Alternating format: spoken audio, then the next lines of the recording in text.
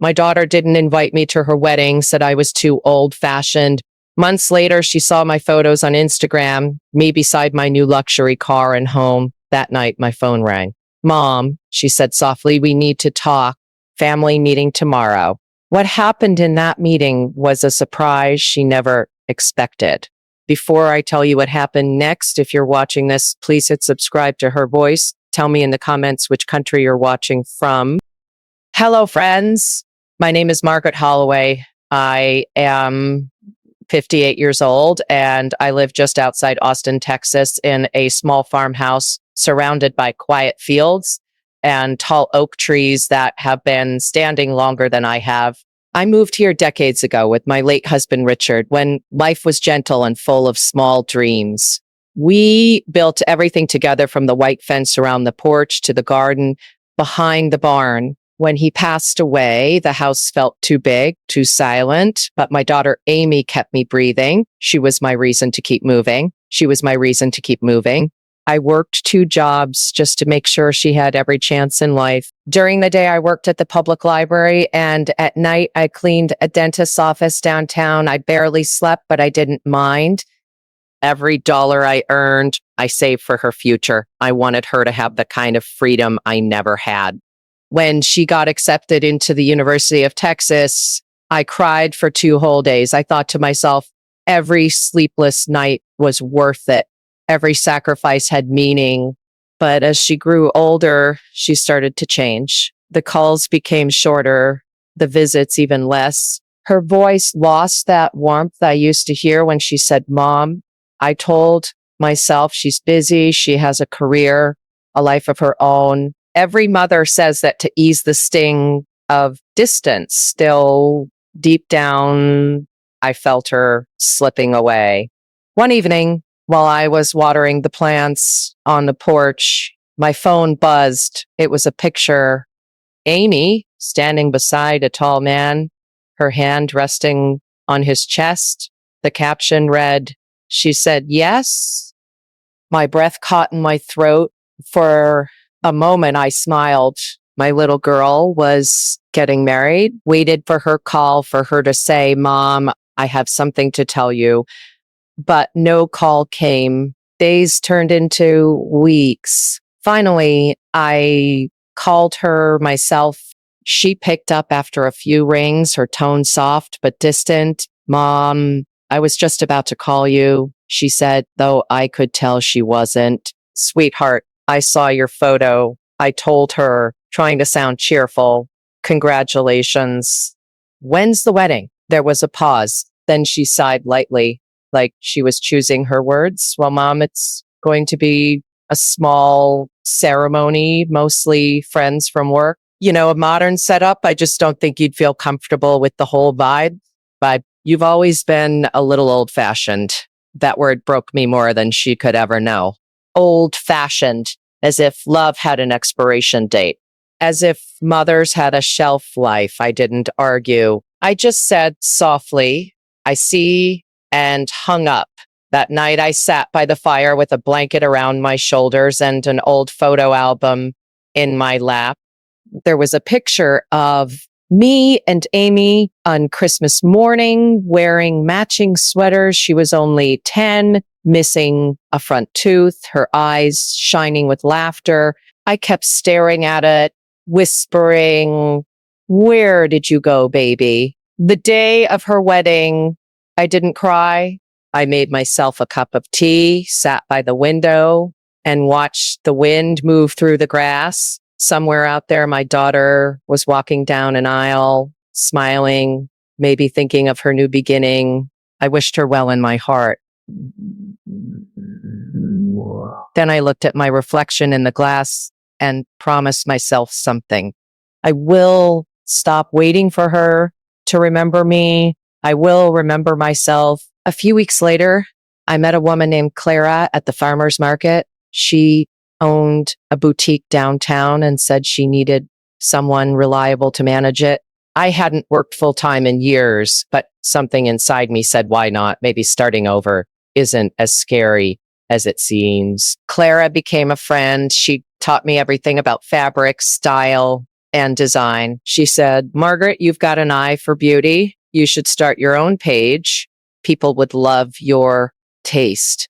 I laughed at first, but she helped me set it up. I began posting little things, corners of my home, flowers from my garden, small decorations I made by hand. Slowly, people started noticing. Then they started following. Women my age began messaging me saying, you make me believe it's never too late. Their words gave me more strength than they'll ever know. Month by month, things changed. I started getting offers from small brands to model their scarves or candles. It felt unreal. After years of silence, life was finally speaking to me again. I wasn't invisible anymore. One day, Clara told me, Margaret, you've earned this. Do something for yourself. That afternoon, I drove to a car dealership in Austin. My hands were shaking when I signed the papers for a bright red Mercedes SUV. Wasn't just a car. It was proof that I had made it through. When I parked it in front of my house, I took a photo and posted it on Instagram. The caption said, it's never too late to rewrite your story. I didn't expect what happened next. The post went viral. Thousands of people liked it. Strangers commented, telling me I was an inspiration. I laughed and cried all at once that night. Then I noticed a notification that made me freeze. Amy. 2 nights later, my phone rang. I stared at the screen. Amy. My heart beat faster. I answered quietly. Mom, she said in a low voice, we need to talk. Where? B. Mom, she said in a low voice. Family meeting tomorrow. For a moment, I didn't speak. I looked out the window at the dark sky, the same one that had watched me through loneliness and healing. Then I said, all right, Amy, I'll be there. When I hung up, I didn't feel small or nervous. I felt calm, certain, and strong. I smiled because I knew she was about to meet a version of me she had never known, a woman who had found her worth and wasn't afraid to show it. The meeting she called was going to change everything, but not in the way she expected. The next morning, I woke up earlier than usual. The air felt heavy, like the world knew something was about to shift.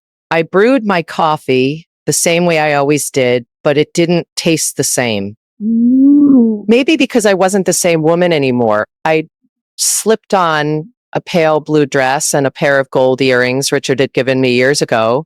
I looked at myself in the mirror for a long time. My hair had silver strands now. My face carried lines of time and truth, but for the first time, I saw strength, not age. Before leaving, I watered my garden and whispered, wish me luck, Richard.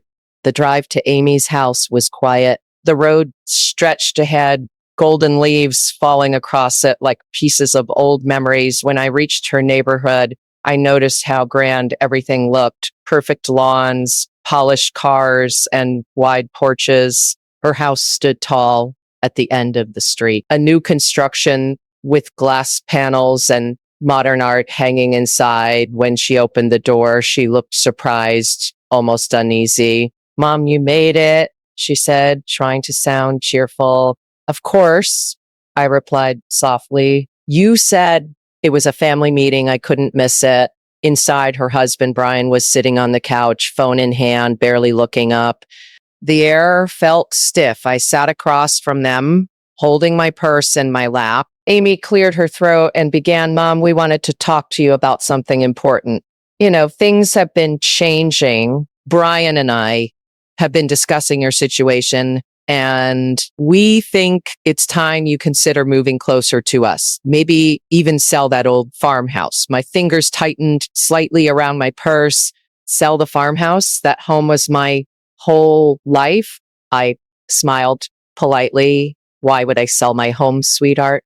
It's paid off and I love it there. Brian finally looked up, his tone clipped and practical. It's about your safety, Margaret. That Wada's too big for one person and maintenance costs a lot. It would make sense to sell it while the market's good. You could invest the money or maybe help us with the down payment for a new place we've been eyeing. I stared at him, my heart slowing. So that was it. This wasn't about safety. It was about money. Amy looked away, her hands fidgeting. Mom, Brian just means we could all live better if we planned smart. You wouldn't have to worry about anything. I laughed softly, not out of humor, but disbelief. I've never asked anyone to worry for me, Amy. I've taken care of myself long before you were born. The room went silent. Then Brian spoke again, a little firmer. Look, no one's saying you can't keep something for yourself, but that property is just sitting there. It could help us all. His words cut through the air like a blade. Help us all, meaning help him. I realized how far my daughter had drifted, how blind she'd become to her mother's worth. I leaned back, keeping my voice calm. I appreciate your concern, truly, but that farmhouse is where your father's memories live. It's the only place that still feels like home. Amy sighed, frustration flickering in her eyes. Mom, you're being emotional. We're just thinking logically. I smiled faintly. Maybe that's the problem, Amy. You think logic replaces love? I stood up slowly, smoothing the fabric of my dress. I looked around the house. She called perfect, full of cold art and silver light, and I felt not envy, but pity. You know, sweetheart, I used to dream you'd build a home filled with warmth. I didn't realize you'd settle for walls instead. She looked at me, startled. Mom, that's not fair. I met her eyes. Neither is asking your mother to sell her life so you can upgrade yours. Brian looked uncomfortable, but tried to sound polite. We just thought it'd be a good opportunity for everyone. I nodded slowly. It might still be. I'll think about it. Thank you for the suggestion. Then I picked up my purse and walked toward the door. Amy followed me, her tone softer now. Mom, please don't take it the wrong way. We just want what's best for you. I turned to her with a gentle smile. I know, Amy, but sometimes what's best for me isn't what's easiest for you. When I stepped outside, the air felt lighter, as if the world itself had exhaled. I drove home in silence, every mile deepening a thought that had already begun to bloom inside me. They wanted my home. Fine, they would come to it, but not in the way they planned. Over the next few weeks, I started preparing, not in anger, but in quiet calculation.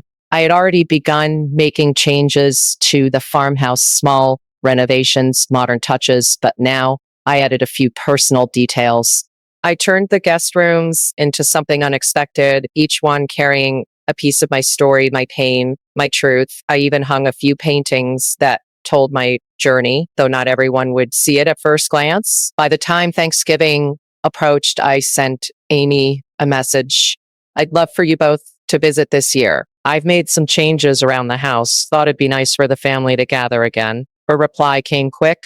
Of course, Mom. That sounds wonderful. She had no idea what she'd agreed to. As I stood on my porch that evening, watching the sun melt behind the trees, I felt a strange calmness. My heart wasn't bitter. It was steady. They wanted my house. Soon they'd step inside it. But when they did, they'd find more than memories waiting on those walls. They'd find the truth I had painted for them. A truth they couldn't ignore, no matter how much they wanted to. The week before Thanksgiving, the air in Maplewood turned cold and sharp, the kind that carries both memory and meaning. I spent my mornings by the window with coffee in hand, watching fog roll over the fields. My farmhouse stood proudly at the edge of the woods, a little worn but full of stories. And for the first time in years, I felt something shifting inside those walls. I polished the wooden floors, dusted the shelves, and placed new curtains in the guest room. Everything had to look beautiful, but not perfect, because perfection hides truth. I wanted the truth to breathe in, every corner of this house. On Tuesday, I called a man named David Holloway, a local artist from town who'd helped me with the mural on my living room wall. He had a gentle soul and an eye for hidden messages. When he arrived, I greeted him with a smile. David, I need to finish something before my daughter visits. He looked at me curiously. Another mural? Yes, I said, but this one isn't for decoration. It's a story. I showed him the wall in my dining room where the faint outline of a painting had already begun. The scene was simple at first glance, a mother standing under a tree, handing a book to a young girl. But the details told more. The girl's face turned away. The girl's face turned away, her hands already reaching for something else, a car key, a suitcase, a future she thought was bigger than her mother's world. David studied it for a long time, then said softly, "You want her to see herself." I smiled. Exactly. By Thursday, everything was ready. The dining table was set with candles and golden plates. The scent of cinnamon and apple filled the house, and the mural stood finished, quiet yet powerful, waiting like a mirror no one could avoid. That evening, I sat by the fireplace staring at the photograph of Richard and me taken the year before he died. He had been my calm through every storm, and sometimes I could still hear his voice when I doubted myself. "You were never meant to fade, Margaret. You were meant to rise when they turned away." The next morning, I woke early and started cooking turkey, mashed potatoes, cranberry sauce, the works. The smell of butter and herbs filled every corner, wrapping the house in warmth. Around noon, I heard the sound of tires on gravel. My heart beat faster. Amy was here. I wiped my hands on my apron and opened the door. She looked beautiful, dressed in a cream coat and heels, too high for the country road. Brian followed behind, carrying a bottle of wine. "Mom, you look wonderful," Amy said, hugging me quickly before stepping inside. "The house looks different." "It does," I said softly, closing the door behind them. "I've made a few changes." She looked around, eyes moving from the fresh curtains to the old photo frames I'd rearranged. Brian sniffed at the air and smiled. "Smells amazing in here, Margaret. You've really outdone yourself, thank you," I said, leading them into the dining room. When Amy stepped in and saw the mural, she froze. Her eyes widened slightly and she tilted her head.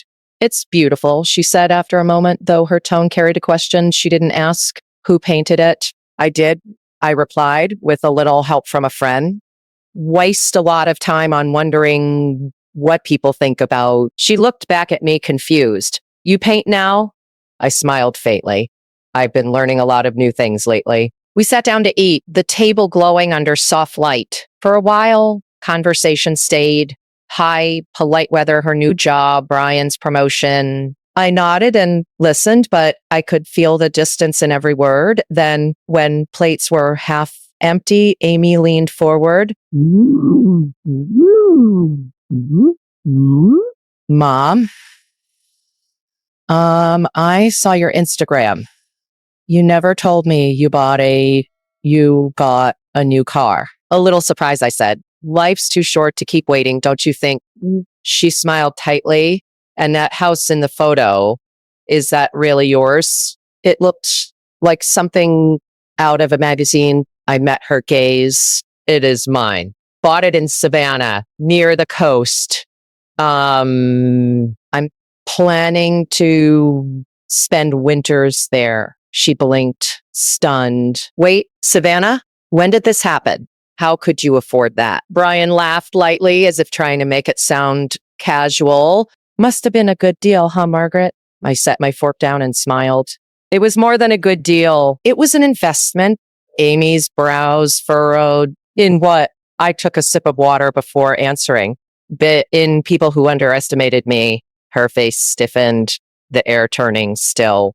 I continued gently. "Do you remember the charity gala last year? The one you didn't invite me to because you thought I wouldn't fit in?" "Well, I went anyway, as a guest of the man who owned your company's largest supplier." Amy's fork slipped against her plate. "You went?" I nodded. He was kind and he saw something in me. I started helping him manage a few local properties. One thing led to another, and eventually I bought a small share in his real estate firm. I smiled softly. That share, Amy, happens to include your husband's construction company. Brian's face drained of color. My company? Whoa. I own a share of it now, I said calmly. Legally, quietly. I never wanted revenge, but life has a way, life has a way giving back what you thought you lost. Amy's lips trembled. Mom, I don't understand. Why would you?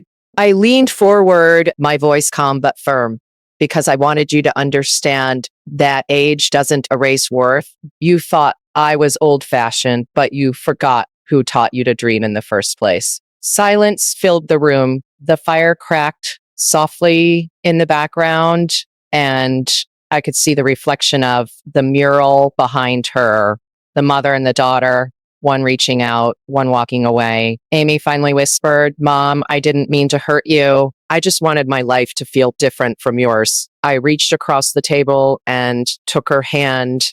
I know, sweetheart, but different doesn't mean better. And sometimes in trying to run from our roots, we forget they're what hold us steady. She looked down, tears quietly slipping down her face. Brian cleared his throat and excused himself, pretending to take a call. The rest of the meal passed in silence, but it wasn't the kind that hurt. It was the kind that healed, slow and steady, like the first rain after a long drought. When they left that night, Amy hugged me longer than usual. As her car disappeared down the road, I stood on the porch, breathing in the cold.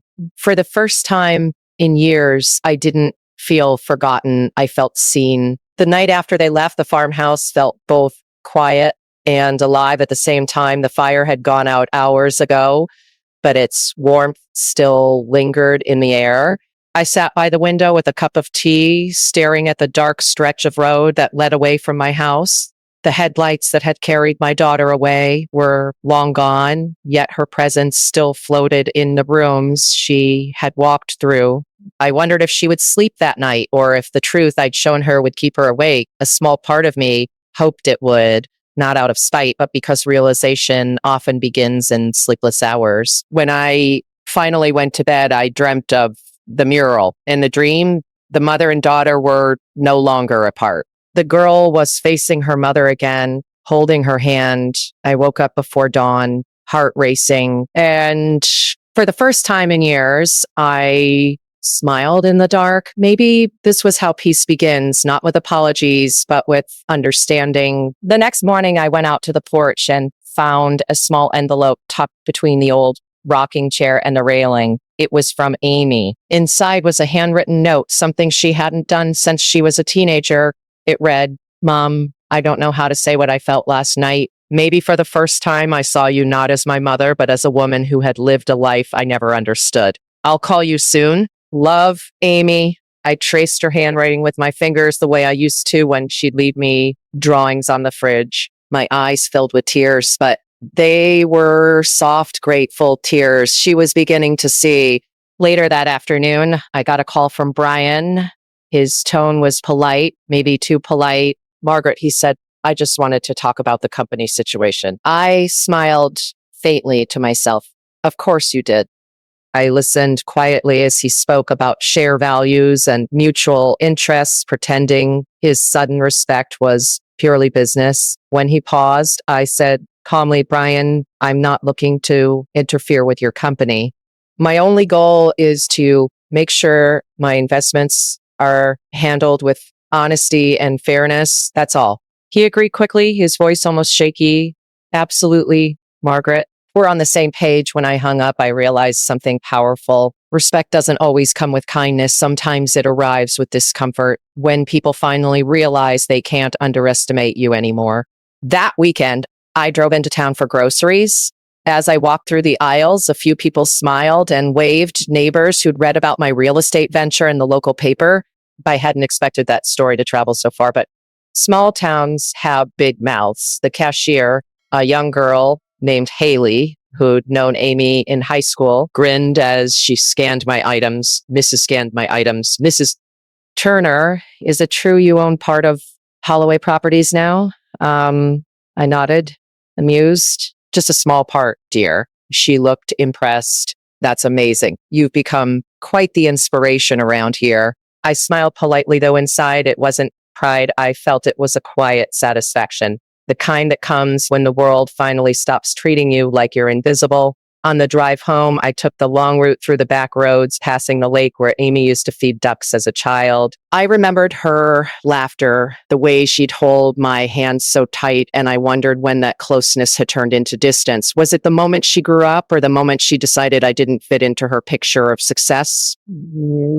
Maybe both. That evening, as the sun set behind the trees, I stood in the dining room looking at the mural again. The colors seemed warmer now, softer, as if the story on the wall had started to change. I ran my fingers over the painted sky and whispered, "Thank you, Richard. You'd have loved this ending." My heart felt full, but somewhere deep inside, I knew the story wasn't finished yet. I could sense something coming, like a shadow of unfinished business. And I was right. The next day, Amy showed up at my door unexpectedly. Her eyes were red, her expression tired. "Mom, can we talk?" I stepped aside, letting her in. She sat down on the couch, clutching her purse, and for a moment, she looked like a little girl again, lost and unsure. I made her tea, just like old times, and when I handed her the cup, she whispered, "Brian and I were having problems." I didn't speak. What, I didn't speak. I let her continue. "He's been hiding things, money, mostly. I didn't know until last week." She looked at me with glassy eyes. I thought we were building a life together, but it feels like I'm the only one holding it up. I sat beside her, my heart breaking, not from anger, but from love. "Sweetheart, sometimes the things we think will make us happy end up showing us who we really are."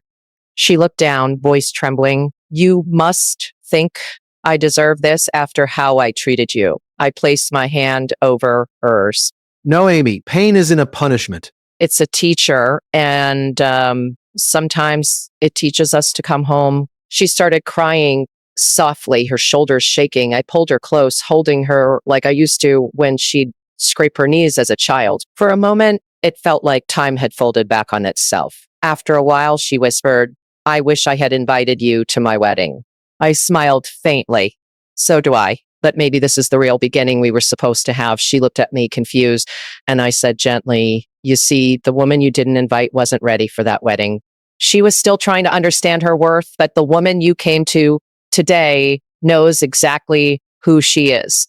Amy let out a shaky laugh through her tears. "You always know what to say, Mom." I brushed her hair back from her face. "That's what mothers do, sweetheart. We speak when silence hurts too much." We sat there for a long time, just listening to the sound of wind rushing against the windows. No anger, no resentment, just two hearts slowly learning to forgive. When she finally left that night, she hugged me again, tighter this time, whispering, "I love you, Mom." I smiled, my voice barely above a whisper. "I never stopped loving you, Amy." As her car disappeared into the distance, I stood at the window watching the headlights fade into the dark. Maybe life doesn't always give us happy endings, but sometimes it gives us second chances, and those can be even more beautiful. The mural glowed softly in the candlelight behind me, the painted mother and daughter now looking like they might finally turn toward each other. I turned off the lights, letting the silence of the farmhouse settle around me. For the first time in a long time, I didn't feel alone. I felt whole. The next morning began with a strange stillness. The air outside carried that soft kind of chill that only comes after a night of quiet tears. I woke early, long before sunrise, the way I used to when Richard was alive. I made coffee, opened the kitchen window, and watched the thin silver fog roll over the fields. Somewhere deep inside, I felt lighter, the kind of light that comes after years of carrying something heavy you never spoke about. I thought about Amy all morning, how fragile she looked sitting on my couch, how the sharpness in her tone had turned into something gentler, almost childlike. She was hurting, that much was clear, but pain, when faced, can also be the start of healing. Later that day, I decided to drive into town again, partly to clear my mind, partly to keep myself from overthinking. As I passed the corner cafe near Maplewood Square, I saw Amy sitting inside alone. She was staring into a cup of coffee, her phone on the table beside her. I hesitated for a moment before walking in. When she looked up and saw me, surprise flickered across her face, then relief. "Mom, hey," she said, standing up quickly. I smiled. "Mind if I join you?" "Of course not." I sat across from her, and for a moment, we both just sat there in silence, the air thick with unspoken things. Finally, she sighed. "I told Brian I needed space. He didn't take it well." I raised an eyebrow where I raised an eyebrow. Space is something men often misunderstand. They think it's punishment, not perspective. She smiled faintly. She smiled faintly. I leaned forward. "Maybe it's not about being dramatic, Amy. Maybe it's about finally listening to yourself." She looked at me carefully, her eyes filled with the kind of pain that comes from realizing your world isn't what you thought it was. "Mom," she said softly, "I think I made a mistake marrying him." My heart ached for her, but I didn't interrupt. She continued, "When I met Brian, he was charming, confident, driven. I thought that was strength, but it's like he's always needed to be in control of everything, even me." I nodded slowly. Control disguised as love can feel safe until it starts to suffocate you. Her eyes welled up. "I wanted to be like you once, Mom. Independent, brave, but I got so caught up in trying to prove I was different that I became someone I didn't even recognize." I reached across the table and touched her hand gently. "It's never too late to find yourself again, Amy. You just have to be willing to face the truth." After a long silence, she whispered, "Do you ever regret not remarrying after Dad passed away?" I smiled softly. "No, I miss companionship sometimes, sure, but I never wanted to build my life around the fear of being alone. I wanted peace, not another storm." She nodded, eyes lowering.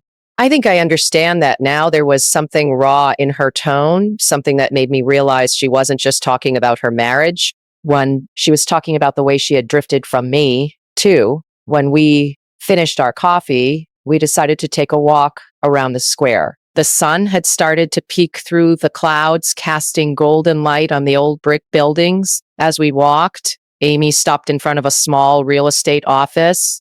She smiled when she saw the sign on the window, Holloway Properties. "So this is where you work now?" I nodded. "That's right. I'm helping with property development projects across town." She looked impressed. "You built quite a life for yourself, Mom." I could hear the admiration in her voice, but there was also guilt. I turned to her. "Amy, building a life isn't about money or houses. It's about how many times you rebuild yourself after someone breaks you." She blinked, her voice soft. "You've rebuilt yourself more times than I even realized." I smiled faintly. "And I'll do it again if I have to. That's what women like us do." We stopped by a small bookstore on the way back, one I used to take her to when she was a child. The bell above the door rang as we stepped inside, and the scent of old pages filled the air. The same woman who had owned it for decades recognized us immediately. "Well, if it isn't Margaret Turner and her little girl," she said warmly. "Hi, fitted." Amy laughed softly. "Not so little anymore, Mrs. Jenkins." The woman smiled. "You'll always be your mama's little girl." I watched Amy's face as she heard that, a mix of nostalgia, longing. We spent nearly an hour there, browsing shelves, sharing quiet memories. It's see how she lingered over the books we used to read together, tracing the spines with her fingers. It was as if every small moment was helping her remember who she used to be before she lost herself to someone else's world. When we left the store, the air outside felt lighter. Amy looked at me and said, "Can I come by this weekend? Maybe stay the night." I smiled. Of course, sweetheart. I'd love that. Her voice softened. "I miss home, Mom. Mom, the way you always made it feel warm and safe." My heart clenched at her words. "Then come home, Amy. You don't have to ask for permission to return to love." That evening, when I got back to the farmhouse, I started preparing her old room. I changed the sheets, lit a lavender candle, and placed a small photo frame on her bedside table, the one of her holding a fishing rod with Richard by the lake when she was 7.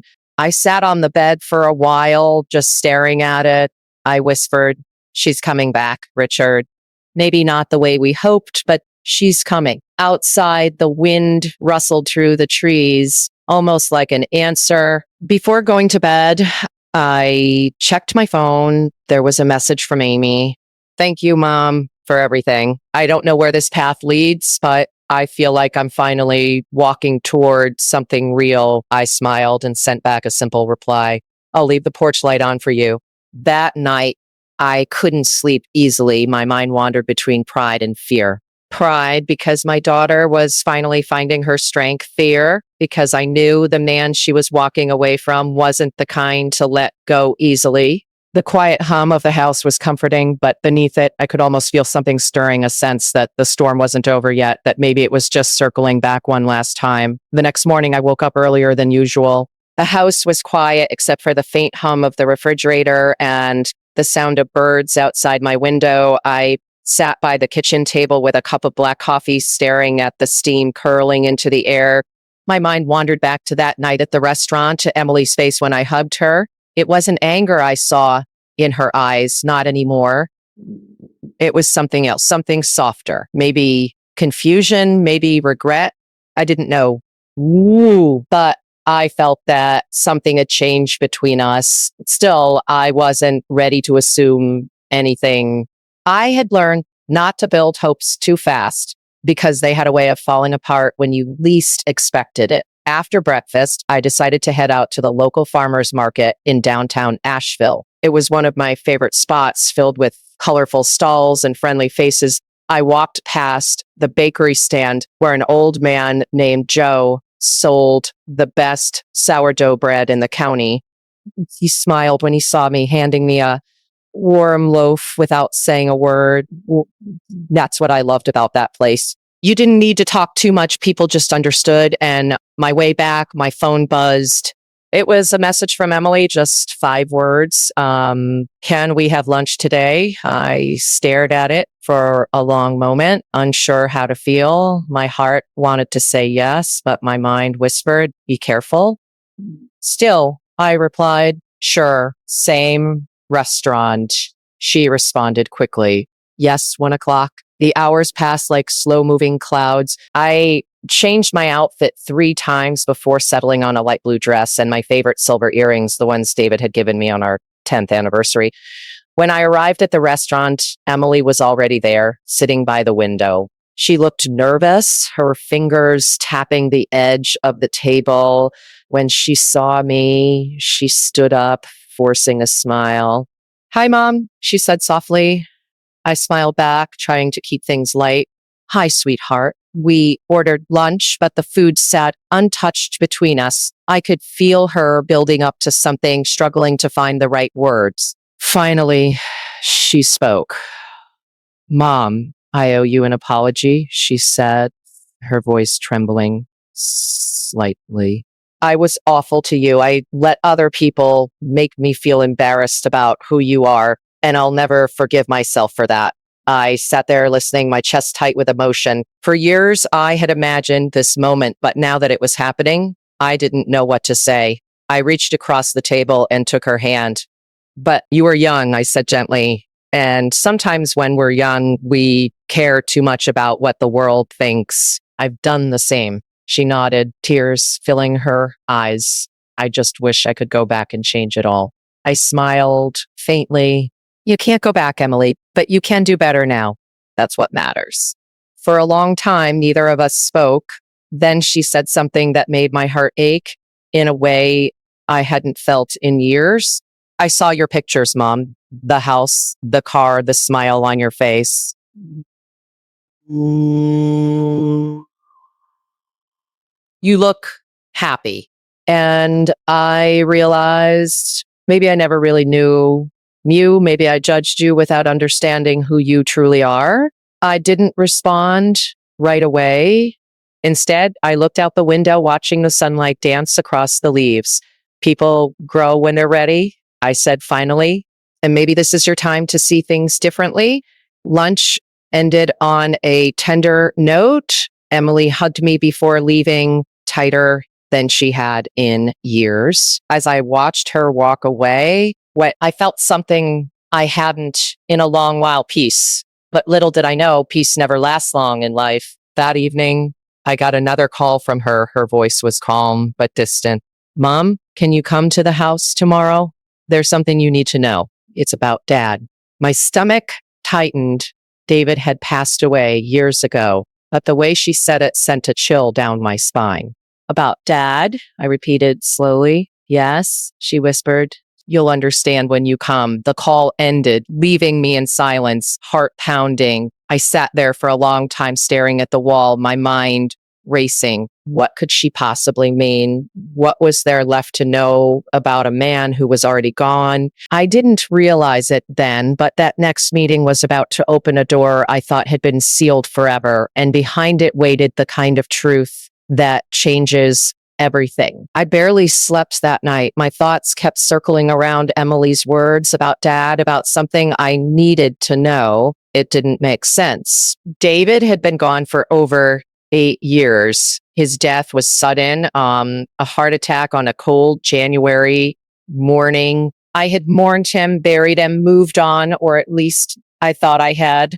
But as I lay awake, the silence of my house felt heavier than usual, almost watchful, as if it too was waiting for the truth to arrive. The next morning, I dressed carefully, not out of vanity, but out of habit. I chose a beige coat and black shoes, the kind of outfit that made me feel steady. Before leaving, I paused by the framed photo on my hallway table, David holding Emily as a child, both smiling wide. It was from a time when everything still felt simple. I touched the glass lightly and whispered, whatever this is, I'll handle it. The drive to Emily's house in Charlotte took about 2 hours, the road winding past long stretches of farmland and sleepy gas stations. I tried to distract myself with the radio, but every song reminded me of the past. When I finally pulled into her driveway, I noticed her husband's car wasn't there. That was unusual. Emily opened the door before I even knocked. Her eyes were swollen as if she'd been crying. Mom, thank you for coming, she said quietly. Of course, I replied, stepping inside.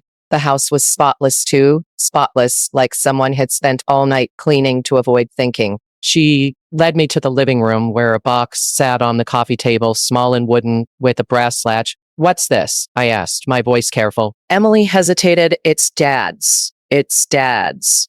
I found it in the attic last week when we were moving some old things. She sat down and gestured for me to join her.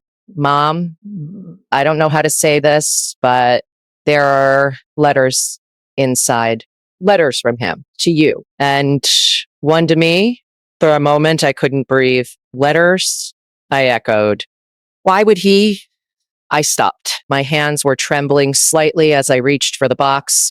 The latch clicked open with a soft metallic sound, and inside, neatly tied with a faded blue ribbon, were a dozen envelopes. My name written in David's handwriting. I hadn't seen that handwriting in years, but it still hit me like a wave. Emily handed me the first one. I read mine, she said softly. That's how I found out. Found out what? I asked barely above a whisper. She didn't answer right away. Maybe you should read it first. I unfolded the paper slowly. The first line took the air out of my lungs. If you're reading this, it means I couldn't say it out loud, and for that, I'm sorry. There's something you never knew about me, about why I did what I did. My eyes scanned the words, disbelief settling in with every sentence. David confessed to something unthinkable, something that made the room tilt slightly under me. He had taken out a secret business loan years ago using my name. without telling me. When it failed, he hid the truth to protect his image, letting me believe it was my poor financial management that ruined us back then. All those nights I cried, blaming myself for our bankruptcy. He had known the truth and stayed silent. My fingers tightened around the paper. He lied. I whispered, my voice cracking. Emily reached over and touched my arm. There's more, Mom. Keep reading. The next part of the letter was softer, remorseful. I wanted to fix it, but time ran out. I thought you'd hate me if you ever found out. I'm sorry for letting you carry my guilt. I couldn't read any further. My eyes burned, my chest ached. He let me take the blame for everything, I said quietly. Emily nodded, tears streaming down her cheeks. I didn't know either. I found the loan documents in the box with the letters. He kept everything hidden. I leaned back, staring at the ceiling. My marriage, my struggles. All those years I thought I'd failed as a wife, it was all built on a lie. Why now? I murmured. Why did you show me this now? Emily hesitated, then said something that shook me all over again. Because, Mom, there's one more letter. And it's not addressed to you. It's to me and says, tell your mother the truth when you're ready to forgive her. I froze. Forgive me. For what? Emily swallowed hard, her voice breaking. Dad told me something before he died, something I couldn't believe then. He said you didn't abandon us when we lost the house. He said you sold everything to pay his debts and then left so I wouldn't see you struggling. I thought you left because you didn't care, Mom. But you left because you loved us. My breath caught in my throat. He told you that? Yes, she whispered. But I didn't believe him until now. I closed my eyes for a moment, letting the weight of years lift piece by piece. All the misunderstanding, the silence, the hurt, it was finally unraveling. When I opened them again, Emily was crying quietly. I'm sorry, Mom. I'm so sorry for hating you all those years. I reached out and held her hand tightly. We were both victims of secrets, Emily, but maybe it's time those secrets stopped defining us. The room fell silent, just the sound of our breathing filling the air. Somewhere in the distance, thunder rumbled softly as if the sky itself was sighing with us. The storm rolled in just after noon, rain pelting against Emily's windows as if the sky wanted to wash away everything we had just uncovered. We sat together on the couch, still processing what we'd learned. The wooden box opened between us. The air was thick with emotion, sadness, relief, disbelief.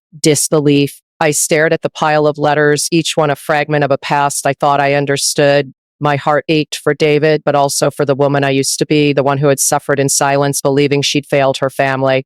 Emily stood up and poured us both some tea. Her hands trembled as she set the cups down. I feel like I never really knew him, she said softly. All my life, I thought Dad was perfect, but he wasn't, was he? I shook my head. None of us are. But pretending to be perfect, that's what destroys families. She nodded, wiping her eyes. I could see the little girl in her again, the one who used to run into my arms after scraping her knee, the one who once trusted me completely. I hadn't realized how much I missed that version of her until that moment. We drank our tea quietly for a while, the only sound, the rain tapping against the roof. Then Emily spoke again. Mom, there's one last envelope. It's addressed to both of us. I looked at her, then at the envelope she held out. It was thinner than the others, the handwriting slightly shaky. I hesitated before opening it, my fingers brushing the edges as if the paper might vanish if I wasn't gentle enough. Inside was a single page. David's words were short this time. If you're reading this together, it means the truth finally found its way home. Don't let guilt keep you apart. You both deserve better than my silence. Take care of each other. Love, David. I read it twice before handing it to Emily. She pressed the page against her chest and let out a soft sob. He wanted peace, I said quietly. Maybe this was his way of giving it to us. She nodded, her face wet with tears. For a while, neither of us moved.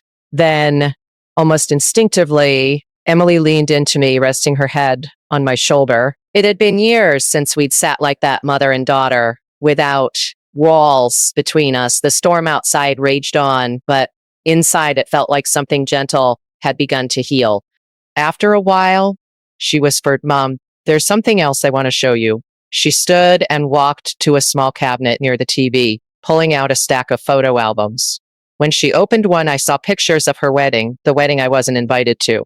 My heart twinged about, but she spoke before I could say anything. I used to avoid showing you these because I knew it would hurt. But now I want you to see them. I want you to be part of it, even if it's late. She turned the pages slowly, explaining every photo, her dress, the venue, the song they danced to. Then she paused at one particular photo, her standing beside an older woman. That's Michael's mother, she said. She was so kind to me. But when I look at this picture now, all I can think is how wrong it was that you weren't there. I smiled faintly, my voice soft. It's all right, Emily. You can't change the past. She looked up, her eyes firm. No, but I can make things right now. I didn't know what she meant then, but I would soon. The rain began to ease, sunlight cutting through the gray clouds. Emily closed the album and took a deep breath. Mom, she said, there's something else I've been keeping from you. My heart skipped. What is it? She hesitated, then said quietly, what is it? She hesitated, then said quietly, the family meeting tomorrow, it's not just about the letters. There's another reason I wanted you here. I found another reason. Yes, she said, looking straight at me. I want you to meet someone you should have met a long time ago. Her words hung in the air, heavy with meaning. I felt my pulse quicken. Emily, what are you talking about? She bit her lip, her voice trembling. Mom, I have a daughter. She said her name is Grace. For a moment, I couldn't speak. The room seemed to blur around me. A daughter? I finally whispered. You have a child. She nodded, tears forming again. I didn't tell you because I was ashamed, because I thought you wouldn't forgive me for how I treated you. But she's been asking about her grandmother for months, and I realized it's time. My eyes filled with tears. I didn't try to stop. Emily, I said softly, you've given me back more than I ever expected. She smiled weakly. You'll meet her tomorrow? I reached out, holding her hand tight. I'd like that. As the storm clouds drifted away, I looked out the window and saw the world washed clean, everything glistening under the pale afternoon light. For the first time in years, I felt something real hope. But deep inside, I knew tomorrow's meeting would bring more than just introductions. It would bring another truth, one that neither of us was prepared for. The next morning, the world felt strangely still, like the calm before something important. The sun filtered through the curtains of my guest room, painting soft golden lines across the bedspread. I lay there for a while, listening to the faint hum of traffic outside, my heart beating a little faster than usual. Emily's words echoed in my mind. You'll meet her tomorrow. You'll meet her tomorrow. Her name is Grace. I had a granddaughter. The thought felt both unreal and beautiful, like a dream I was afraid to wake from. After breakfast, I stood in front of the mirror, brushing my short gray hair and trying to calm my nerves. I chose a soft lavender blouse and a pearl necklace I hadn't worn in years. My hands trembled slightly as I clasped it. Wasn't vanity, just nerves, the kind you feel when life gives you another chance you never expected. Around 11, Emily called up the stairs. Mom, she's here. My heart skipped. I took a deep breath and walked down slowly, each step heavier than the last. When I reached the living room, I saw her small, curious eyes, curly blonde hair, and a shy smile that reminded me so much of Emily when she was little. She clutched a teddy bear in one hand and hid slightly behind her mother's leg. Emily crouched beside her. Grace, this is your grandmother, she said softly. You can call her Grandma Maggie. The little girl looked at me, uncertain for a moment, then stepped forward and said, Hi, Grandma. My throat tightened. Hi, sweetheart, I whispered. Kneeling to her level, you're even prettier than I imagined. She smiled, the kind of innocent, open smile only children have. Then, without hesitation, she wrapped her small arms around my neck. I froze for a second, then held her close, my eyes burning It felt like years of loneliness melting away in that single hug. Emily watched us quietly, her face full of emotions she didn't try to hide. After a while, Grace pulled back and handed me a drawing, a house with 3 stick figures. "That's Mommy," she said proudly, pointing at the tall one. "That's Daddy, and that's you." I looked at the little figure with gray hair and a purple dress. My lips trembled as I smiled. "It's beautiful, Grace. Can I keep it?" She nodded eagerly. Emily wiped a tear from her cheek. "She drew that last night. She said she's been so excited to meet you. We spent the next few hours together baking cookies in the kitchen and playing board games." Grace was talkative once she warmed up to me. She asked endless questions: where I lived, if I had pets, what my favorite color was. At one point, she looked up at me and said, "Mommy said you live by the mountains. Can I come visit sometime?" I felt my heart swell. "I'd love that," I said. "I have a big garden with sunflowers taller than you," she gasped. "Really? Really?" I said, smiling. "You'll see for yourself." Later, while Grace took a nap in her room, Emily and I sat on the porch with cups of coffee. The afternoon breeze carried the scent of blooming azaleas. "She's wonderful," I said softly. "You've done a good job, Emily." She looked down, fiddling with her cup.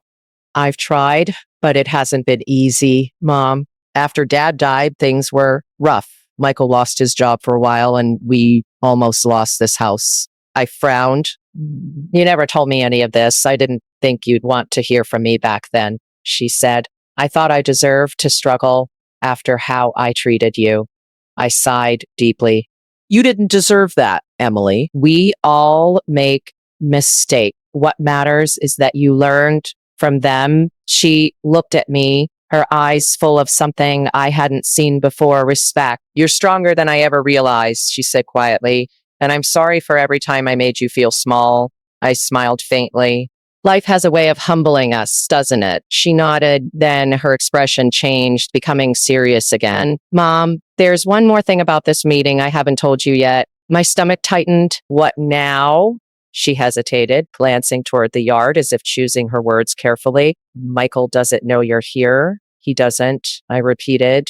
"Why not?" "Because he's been difficult about it. He still thinks inviting you will cause tension. He's very protective of me, and I think part of him still believes the version of the past I told him, the one where I said you left us for selfish reasons." I felt a cold ache settle in my chest. "So he doesn't know the truth?" "Not yet," she admitted. The night felt like the kind that begins quietly in the hearts of people about to face the truth. By the time evening settled over Charlotte, the air in Emily's home was heavy, filled with things unsaid.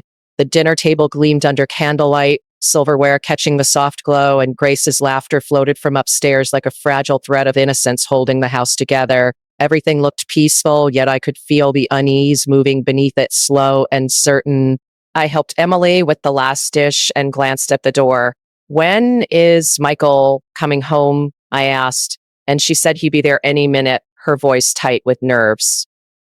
I touched her hand and told her gently not to let anger lead the conversation, that truth can sting, but heals faster when spoken softly. She nodded, eyes full of courage that looked borrowed from hope. Then the sound of tires in the driveway broke the silence, and Michael walked in, tired but alert, his expression freezing when he saw me. "Margaret," he said, polite but distant, like someone unsure which version of the story to believe. Emily asked him to sit, and when he did, she took a deep breath and said, "There's something you don't know about what happened when Mom left." He looked confused. "I know enough," he said, but she opened the small wooden box on the table and handed him a letter. He read in silence, his face slowly changing from disbelief to guilt. When he looked up, his voice was quieter. "He used your mother's name for a loan." Emily nodded, her eyes wet. "Yes, and when it failed, he let her take the blame. She sold everything to cover it and left because she didn't want me to watch her fall apart." Michael turned to me, uncertain. "Is that true?" I met his gaze and said yes. Silence sat between us, thick and heavy, until he whispered, "I judged you without knowing the truth. The words broke something open inside all of us. Emily reached for his hand and said she had blamed me too. And for the first time, no one argued. Grace came running down the stairs, holding her drawing, eager to show her father the picture of Grandma Maggie. He smiled, his guard finally down, and said maybe they'd visit my house sometime. Laughter followed, soft but real, filling the space where hurt used to live. For years, I had believed that some wounds never heal. But in that moment, I understood that healing isn't forgetting, it's facing the truth and choosing love anyway. After dinner, Michael thanked me for coming and said Emily needed this. And I told him families always need truth, only sometimes it takes years to find it. When the house grew quiet, Emily and I sat by the window watching moonlight spill across the yard. I didn't think it would go this well, she said, and I told her love makes people listen. She smiled and asked if we could start over, and I told her we already had. The next morning, I drove home under a sky washed in gold, the mountains glowing ahead, and I felt light for the first time in decades, as if the door to my own heart had finally opened. The past was still there, but it no longer owned me. Days passed gently, filled with a new kind of calm until one morning Michael called, his voice thoughtful. He asked if he could bring breakfast, and when he arrived, we sat in my garden with coffee and pastries talking about ordinary things. Then he looked at me with tears in his eyes and said he had known the sacrifices I made after his father died, that he should have defended me when Emily turned away. I told him it's never too late to see the truth. Later that day, Emily called asking me to come over. When I arrived, there was something different in her tone, a softness I hadn't heard in years. She apologized, not with excuses, but with sincerity. I called you old-fashioned because I was scared, she said. I thought being strong meant cutting away the past, but you showed me that strength can be G. You. Her eyes shimmered, and before I could speak, she handed me an envelope. Inside was a property deed. This is your house now, Mom, she said quietly. We wanted to move closer to the city, but instead we want you to have it. You deserve peace. I stared at her, overwhelmed. She smiled faintly and said it wasn't repayment. It was a new beginning. Sunlight poured through the window, and for the first time in years, I felt like I truly belonged somewhere. That evening, I sat on the porch of my new home, the one Emily and Michael had given me, and watched the sunset burn orange over the hills. Inside, their laughter floated through the air as they prepared dinner, the sound of a family mending itself. I realized then that the revenge I once dreamed of wasn't about money or pride. It was about healing, about being seen for who I truly was. When Emily joined me outside, she laid her head on my shoulder like she used to as a child and whispered, I want to be like you now. I smiled and told her she still could. We sat there quietly, mother and daughter, as the world softened around us. Later, after they left, I walked through the house, touching the walls and feeling the promise of peace in every corner. My phone buzzed with a message from Emily. I love you, Mom. My phone buzzed with a message from Emily. I love you, Mom. Thank you for not giving up on me. Tears came easily this time, not from pain, but from gratitude. I thought about the day she didn't invite me to her wedding, how that heartbreak had once fueled my strength and how it led me here to forgiveness, to peace. Standing before the mirror, I barely recognized the woman I had become. I whispered to my reflection, you did it, Margaret. You really did.